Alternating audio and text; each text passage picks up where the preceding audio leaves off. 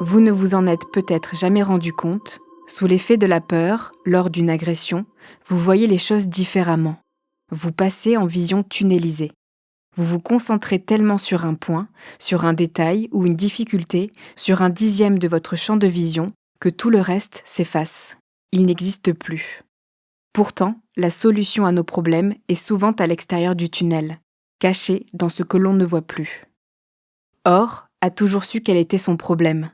Ça ne lui semblait pas compliqué, et pourtant, personne n'arrivait à la soigner. Ce n'est que lorsque quelqu'un a enfin su prendre du recul qu'Or a réussi à sortir du tunnel. Vous écoutez Transfert épisode 306, un témoignage recueilli par Sarah Amni.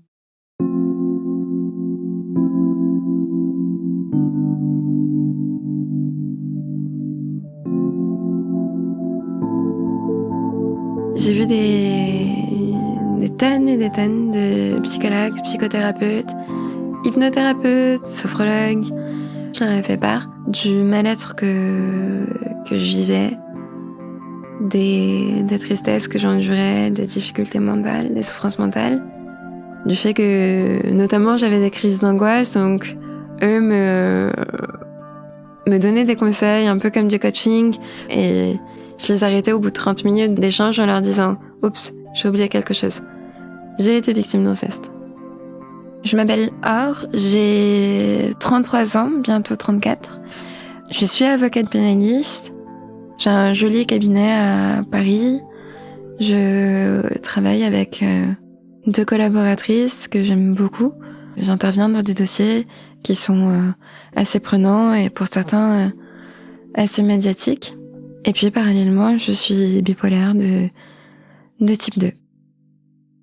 J'ai une vie qui est un petit peu particulière, avec des rencontres un petit peu particulières.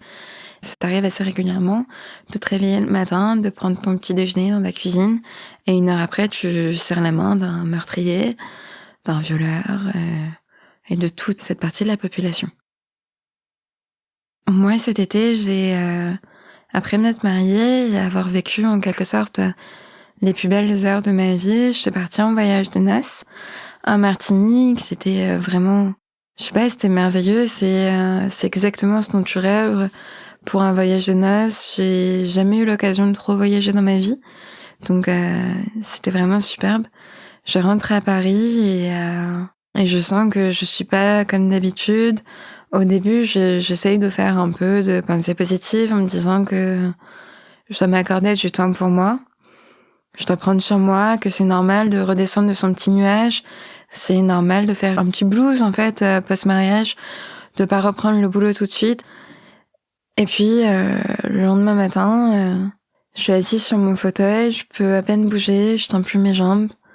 Je me force à bosser en télétravail à la maison. Ça me permet de garder des repères et ça me permet de me dire que je fonctionne toujours. Le lendemain, rebelote. Je peux toujours rien faire. Je peux toujours pas me lever. Et là, je me dis qu'il y a quelque chose qui est bizarre. Je sens que je commence à dérailler un petit peu. Le matin, j'ai des pensées un peu intrusives. Et là, j'en arrive à un moment où j'arrive pas à faire les choses que j'aime dans la vie. Lire, écouter des podcasts, avoir des conversations au téléphone avec les gens que j'aime, aller boire un café. Sortir de chez moi, c'est compliqué. J'arrive pas non plus à cuisiner, alors que j'adore cuisiner. Mais j'arrive plus. Faire les courses, c'est plus possible. En fait, rien n'est plus possible. J'ai pas de joie en faisant quoi que ce soit. Je me mets au boulot, je bosse sur des dossiers qui me passionnent et je me focus, j'essaye de me focus sur ces dossiers, mais vraiment rien n'y fait. Mon mari et ma meilleure amie me proposent d'aller au cinéma. C'était le film Barbie qui passait. Donc je me dis, ok, il va falloir que je me motive, que j'y aille.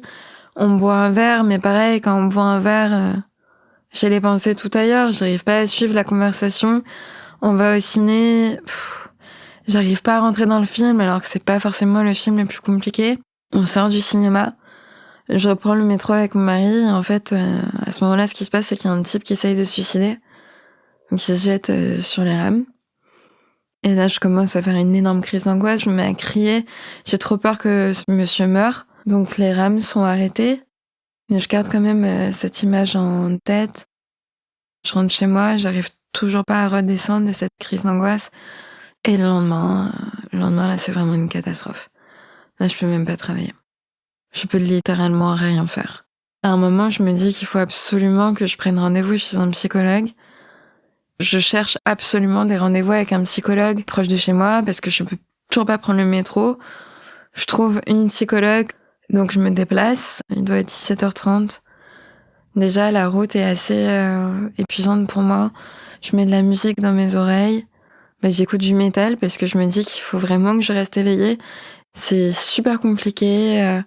J'arrive au rendez-vous médical et je vois que sur l'interphone, il n'y a pas du tout écrit psychologue. Il n'y a pas son nom, il n'y a rien. Donc en fait, j'appelle et elle me répond pas au téléphone. Je reçois un texto qui me dit qu'elle a dû annuler, qui me propose aucun créneau. Donc je sors de ça, je suis vraiment effondrée, je sais plus comment faire pour marcher. Je sens que là ça va pas, je commence à plus vraiment voir la rue. Je me mets dans un café. Le serveur me demande ce que je veux commander. Je raconte n'importe quoi, je prends un jus de tomate, j'ai jamais pris de jus de tomate de ma vie. La réalité qui est à l'extérieur de cette terrasse, elle n'existe pas. C'est une sorte de tableau dans lequel je suis extérieure. Et en gros, l'extérieur ou le monde, je l'aperçois comme si j'étais dans une autre réalité. Il y a deux réalités qui se côtoient, mais je suis dans une autre. Je peux pas y entrer. J'ai rendez-vous le soir avec un ami qui sort d'un gros épisode dépressif et il m'appelle, je lui dis que je ne suis pas en capacité de répondre. Il insiste, je pense qu'il s'inquiète pour moi. Et on se retrouve à un café et je lui explique ce que je vis. Et à ce moment-là, il me dit il faut que tu prennes rendez-vous chez un psychiatre. Je crois que c'est un peu grave là ce que tu vis. Il me donne le numéro d'un psychiatre. Il me redépose en scooter chez moi. J'en parle à mon mari, je lui dis que je sais pas du tout ce qui m'arrive. Mais je suis un peu joviale au moment où je lui en parle, parce que en ayant peut-être une solution médicale, je me dis que ça va être la fin de tout ça.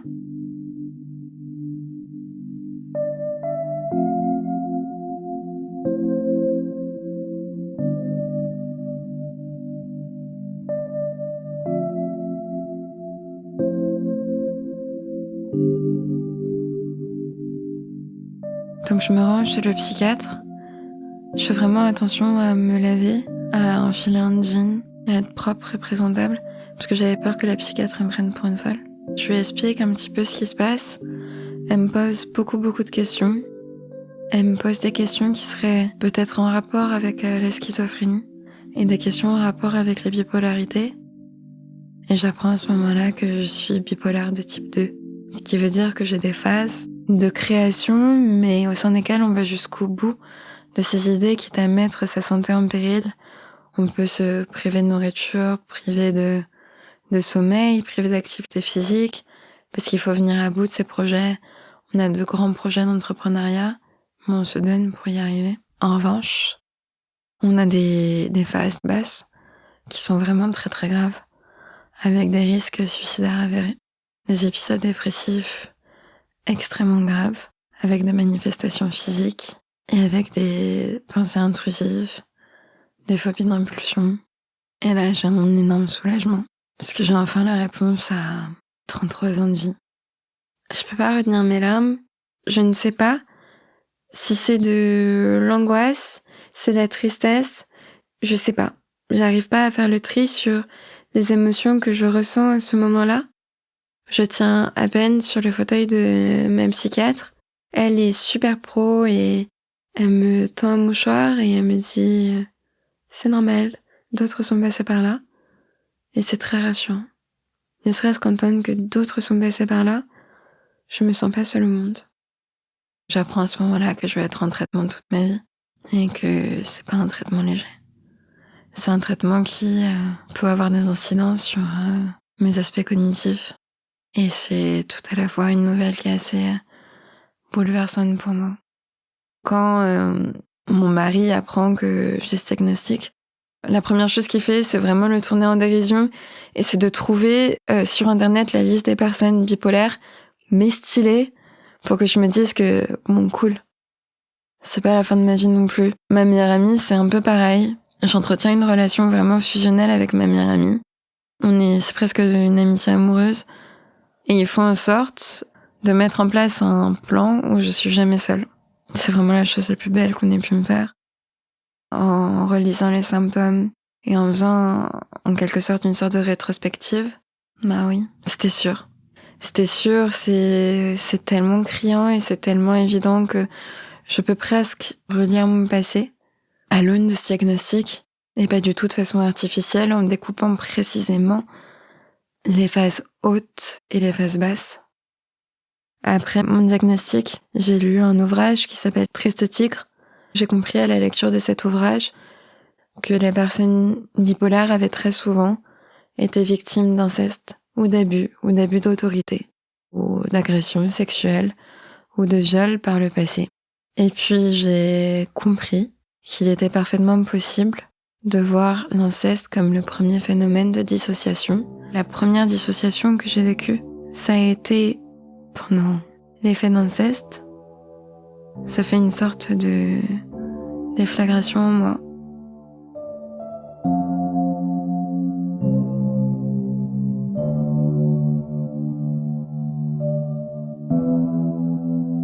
Je grandis dans un contexte familial assez compliqué. Ma mère se sépare de mon géniteur extrêmement vite parce qu'elle est victime de violences, de tromperies systématiques. Il consomme énormément de drogue, énormément d'alcool. Elle est obligée de travailler pour deux, il veut pas travailler. Il lui parle extrêmement mal et j'ai le souvenir qu'un jour, elle prend mes affaires et on s'enfuit chez mes grands-parents. Ma mère travaille dans un cabinet d'avocats. Outre la personnalité, les violences, il lui a fait un nombre de dettes incalculable. Et du coup, elle doit travailler pour tout rembourser. Elle a plus de sous pour m'élever. Mes grands-parents habitent dans un HLM. Et du coup, pour pouvoir être en mesure de me donner une bonne éducation, elle me confie à mes grands-parents jusqu'à l'âge de 5 ans. Et c'est merveilleux. J'ai eu ma plus belle enfance. Je suis hyper heureuse. C'est certes dans une zone qui fait pas rêver, mais honnêtement, c'est merveilleux. Le jardin en bas, pour moi, c'est un grand bois. Aller au supermarché, c'est rencontrer plein de produits. Je suis un peu émerveillée, j'ai beaucoup d'imagination, je suis dans mon petit monde. Ils sont très présents pour moi. Donc au milieu de toutes ces horreurs, je vis vraiment une enfance hyper belle. Et puis ma maman refait un petit peu de sous. Donc quand elle vient à la maison, c'est certes une fois sur deux, mais elle m'offre des cadeaux, elle fait beaucoup de déplacements. Et du coup, quand elle va dans les dom-toms, j'ai 5 ans, quand elle me raconte ça, je trouve ça incroyable. Donc j'ai une super vie. Après ça, je suis toujours obligée de le voir. Au tout début, il y a une sorte de mode de garde un peu chaotique où je suis contrainte de le voir 1 à 2 journées par 2 semaines. Sauf que ça se passe extrêmement mal. Il s'occupe pas du tout de moi. Il me fait dormir entre lui et ses différentes petites amies. Il me bourre de médicaments parce que je suis insomniaque. Il me maltraite dans le sens où si j'ai de la fièvre et si je suis malade, il m'amène pas chez le médecin. Je suis obligée d'hurler pour qu'on vienne me chercher. Mon géniteur, il a un vocabulaire très sexué avec moi. Petite, j'ai les cheveux très longs et du coup, je m'attachais les cheveux et il disait que c'était pas une queue de cheval, c'était une queue de petite cochonne parce que c'était ce que j'étais. Il va dire assez régulièrement que je deviens belle, je suis une belle fille, que les seins vont pousser, qu'il faut que je m'habille mieux parce que je suis qu'un sac et que ça plaira pas aux garçons. Un jour, j'ai 9 ans, il m'explique que il vient d'emménager dans un appartement et que les lumières sont tombantes et il crie on dirait des bites qui pendent. Du coup, son vocabulaire est très imagé. Ma grand-mère et ma mère signalent au juge des enfants les troubles et les problèmes et les crises que je fais à chaque fois que je dois le voir. Le juge des enfants se rend compte qu'il y a un vrai problème et que je suis terrifiée et que je marque des signes de choc, d'angoisse très régulièrement. Et du coup, elle interdit ce monsieur de me voir seule à seule. Et on ne peut se voir qu'en lieu neutre avec ma maman. Quand on se retrouve au restaurant, il a une gueule de bois, mal rasé, il pue l'alcool, quoi. Mon géniteur change un peu. Je pense qu'il y a une période où il arrête un peu la drogue, il arrête un peu l'alcool, trouve un boulot, donc il est un peu plus normal. Ça se passe un petit peu mieux. Au rendez-vous, il est moins taré. Je comprends quand même qu'il a couché avec la moitié du restaurant où on se voit. Mais il est plus propre sur lui. Ma mère décide qu'on se voit à son domicile. Au début, ça se passe bien. Et puis, se passe un jour où je suis malade, j'ai chopé un truc à l'école. Ma mère s'absente du domicile pour aller chercher des médicaments. Et on se retrouve tous les deux. Et il me fait monter sur lui. Et il m'explique que si on aime son père, il faut se laisser faire. Et puis, moi, comme j'ai envie qu'il m'aime, et j'ai envie qu'il me trouve belle, et j'ai envie d'être gentille, parce qu'il commence à être plus gentil, donc j'ai envie de lui laisser une chance, bah j'accepte et je me laisse faire et je fais ce qu'il faut. Ma mère arrive, elle ouvre la porte, et je me rhabille super vite, je me remets dans le canapé, et je comprends super vite que j'ai fait un truc qu'il fallait pas que je fasse. Je me renferme de plus en plus dans mon petit monde. Je me sexualise super vite. Quand mes copains en CM2 ou en 6e parlent de porno, c'est pas du tout un truc qui me choque. Ça se passe pas très bien. Je sens que j'ai pas ma place. Je me renferme un peu dans les lectures, dans tout ça. Et c'est pas non plus accepté chez moi. Faut savoir que j'appartiens à une communauté juive qui est à la fois super parce qu'il y a beaucoup d'entraide, mais à la fois extrêmement genrée. Il faut pas que je me soumette trop au regard des hommes, il faut que je ferme mes jambes. Et ça devient de plus en plus compliqué. Je suis progressivement en train de péter un plomb. Je peux pas savoir si c'était parce que mon corps commençait à me dégoûter ou parce que j'essayais tant bien que mal de rentrer dans un moule. C'est agréable de pouvoir gérer son alimentation, de pouvoir gérer son corps et de rien laisser au hasard. Je lis beaucoup d'ouvrages de Annie Ernaux, qui a été elle-même victime de viol dans sa jeunesse. Je me dis qu'il faut que je passe mon bac. Je m'accroche, je bosse toute seule. Et il se passe une période où j'ai effectivement plus d'interaction, plus du tout d'interaction, mais il faut que j'ai mon bac. Je passe mon bac et je l'ai avec mention. Du coup, je commence à m'en sortir. Et j'envoie une candidature un peu au hasard en classe prépa. Et j'apprends que je suis prise en classe prépa. Et là, ça commence à aller vraiment mieux.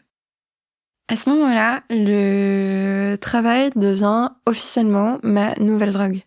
Et le fait d'être en prépa, le fait d'être dans un environnement où énormément bosser, c'est extrêmement bien valué. Pour quelqu'un qui a un comportement addictif, c'est le top. Donc je me mets à bosser du matin au soir. Et donc c'est une période qui est hyper enrichissante, hyper heureuse.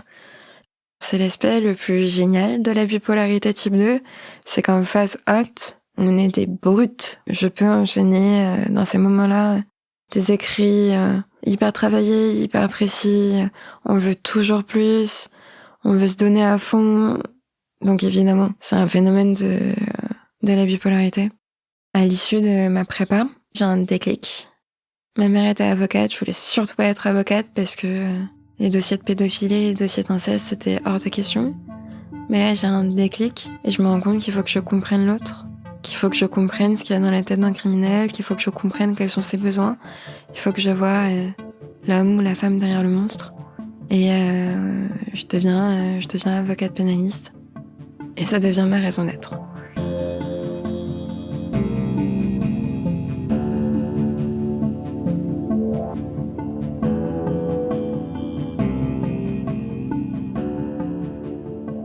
Très souvent, en réalité, quand une personne, un enfant, subit un inceste, tous ses repères et ses garanties de stabilité sont ébranlés. Ce qui fait qu'elle est beaucoup plus vulnérable lorsque d'autres types de violences surviennent dans le futur. J'ai été victime d'autres violences sexuelles et à chacune d'entre elles, j'ai été dissociée. Très très dissociée, ce qui fait que au moment où je les vis, je ne suis absolument plus en mesure de pouvoir réagir, de pouvoir empêcher l'agresseur qui agit contre moi. Et c'est extrêmement fréquent que les victimes d'inceste soient les victimes d'autre chose, qu'il y ait des suites à l'inceste, que l'inceste soit en quelque sorte le début. J'ai été victime de harcèlement puisque durant la période où je faisais n'importe quoi, je correspondais pas à ce qu'on voit habituellement dans un lycée J'ai été victime d'abus d'autorité, d'agressivité, de violences physiques, d'harcèlement au sein de ma famille, de violences morales, de violences psychologiques. Ça s'est beaucoup répété. Et avant de me faire diagnostiquer, environ 8 mois avant, j'ai été victime d'une agression sexuelle assez grave par un professionnel de la santé. Et le premier mot que je me suis dit, c'est « Ah non, pas encore. C'est pas possible. À un moment, il faut que je réagisse. » Et j'avais pas les armes pour réagir. De la même manière pour le harcèlement, les violences verbales ou psychologiques.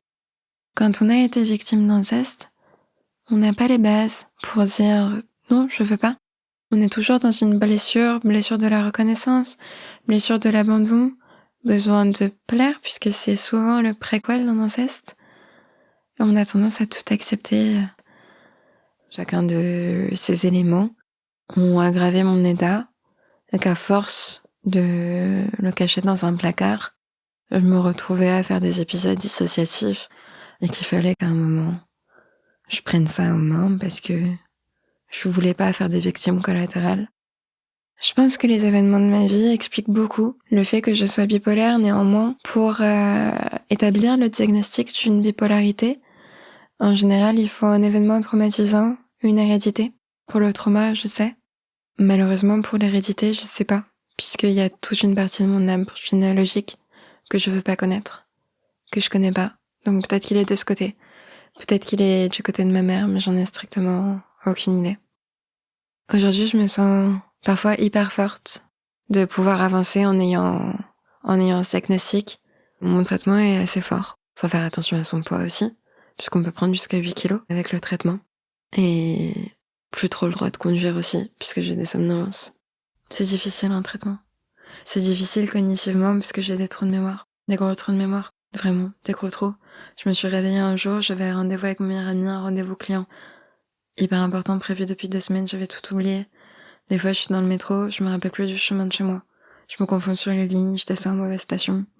J'oublie des choses que j'ai fait la veille, j'oublie où se trouvent mes clés. J'oublie que le rendez-vous, il est avec telle ou telle personne et que je dois m'habiller d'une certaine façon. J'oublie beaucoup de choses. Ça continue toujours, les fesses hautes et les fesses basses. La seule chose qu'on peut faire, c'est limiter les effets des fesses hautes, limiter les effets des fesses basses, et gommer, précisément dans le type de bipolarité que j'ai, les risques de concrétisation, de pensée suicidaire. Je suis passée de 5 heures de sommeil à 9 heures de sommeil obligatoire. Donc à 22h30, extinction des feux. Le matin, j'émerge à 8h. Et tout le monde le sait. Y compris les clients qu'il faut pas trop me déranger avant. Donc oui, c'est un cadre de vie. Et ça m'aide beaucoup et je sais que je vais plus mal et que je suis plus un risque pour mes proches. Mon mari et mes proches ont joué un rôle super dédramatisant. Si je dois sortir de la maison et que je suis pas en mesure de le faire, mes 2 meilleurs amis vont avoir tendance à prendre ça en charge puisqu'ils sont tous les 2 avocats, à prévenir les clients en inventant une histoire. Ils sont aussi prêts à recevoir des tonnes de messages quand je suis en crise en disant j'ai trop peur que vous me lâchiez et si je meurs ça aidera tout le monde et tout, et à dire viens prendre un café, ça va te faire du bien. Et surtout à doser ma consommation en cas d'excès, puisque l'alcool ça doit être très très très très très modéré avec un traitement. Mais ils sont hyper présents. Et ma famille, de façon hyper surprenante, ils ont vu que Clémenceau était bipolaire et Napoléon, donc ils trouvent ça super stylé. Donc ils sont aussi présents. Et je me sens beaucoup plus acceptée par tout le monde.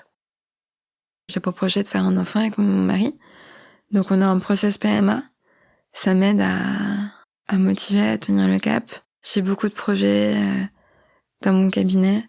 J'ai choisi aussi de me diriger vers, en plus de mon cap, des projets artistiques en documentaire, en quelque sorte liés avec des affaires dans lesquelles j'interviens. Ça me stimule beaucoup, donc ça va bien. Ça va vraiment bien. Je me sens beaucoup plus militante, que ce soit dans le féminisme, dans les violences faites aux femmes, mais aussi dans une sorte de combat que j'ai absolument envie de mener, relatif à la santé mentale chez les avocats et précisément chez les avocats pénalistes. Il y a une sorte de tabou chez nous. On ne parle pas de pathologie psychiatrique. On parle quasiment pas de pathologie en réalité. Quand vous êtes confronté à ce qu'il y a de plus noir, de la noirceur, évidemment, les troubles psy ressortent. C'est toujours difficile de me sentir fière. C'est toujours très difficile de me sentir fière parce que si j'en suis là aujourd'hui, c'est à cause de l'épisode le plus terrible qui puisse survenir à une petite enfant. Donc je me sens pas fière. Je me sens pas fière non plus de tout ce que ça a déclenché. Je me sens pas fière de pas l'avoir géré avant. Par contre, je me sens proactive dans ma propre vie. Je sens que j'ai réussi à me prendre en main. Et je me sens acceptée de la bizarrerie, des hauts, des bas, du fait que parfois je suis un peu fantasque, du fait que parfois je suis un peu loufoque, du fait que parfois je suis un peu dans mon monde. La seule chose que je voudrais, c'est pouvoir porter la parole des personnes qui ont vécu ce que j'ai vécu et des personnes qui souffrent d'une santé mentale fragile. Je suis beaucoup de groupes Facebook pour les bipolaires, pour les personnes atteintes de pathologies psychiatriques. J'ai fait quelques groupes de parole et j'ai constaté que très peu d'entre eux travaillent. Très peu d'entre eux choisissent de s'investir dans une vie comme si c'était pas possible et comme si c'était la maladie qui devait prendre le dessus. C'est faux, c'est complètement faux. On peut aller au-delà. Je suis pas pour les forcer, je cherche pas à les forcer, je cherche pas à stigmatiser des personnes qui ont pas réussi, juste à leur dire que c'est possible. Cette option est possible, elle est pas obligatoire, mais elle est possible. C'est pas parce qu'on a été victime ou parce qu'on est malade que notre vie est finie. C'est possible.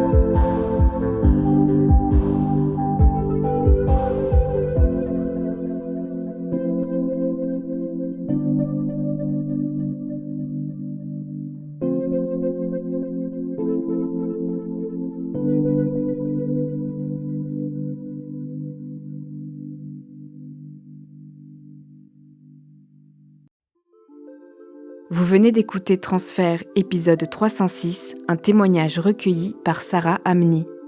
Cet épisode a été produit par Slate Podcast. Direction éditoriale, Christophe Caron. Direction de la production, Sarah Koskiewicz. Direction artistique et habillage musical, Benjamin Septem-Ours. Production éditoriale, Sarah Koskiewicz et Benjamin Septem-Ours. Chargé de pré-production, Astrid Verdun. Prise de son, Tim Dorbouche. Montage, Célia Brondeau et Mona Delahaye. Musique, Thomas Loupias. L'introduction a été écrite par Sarah Koskiewicz et Benjamin Septem-Ours. Elle est lue par Aurélie Rodriguez. Retrouvez Transfert tous les jeudis sur slate.fr et sur votre application d'écoute préférée. Découvrez aussi Transfert Club, l'offre premium de Transfert. 2 fois par mois, Transfert Club donne accès à du contenu exclusif, des histoires inédites et les coulisses de vos épisodes préférés. Pour vous abonner, rendez-vous sur slate.fr/transfertclub. Pour proposer une histoire, vous pouvez nous envoyer un mail à l'adresse transfert@slate.fr.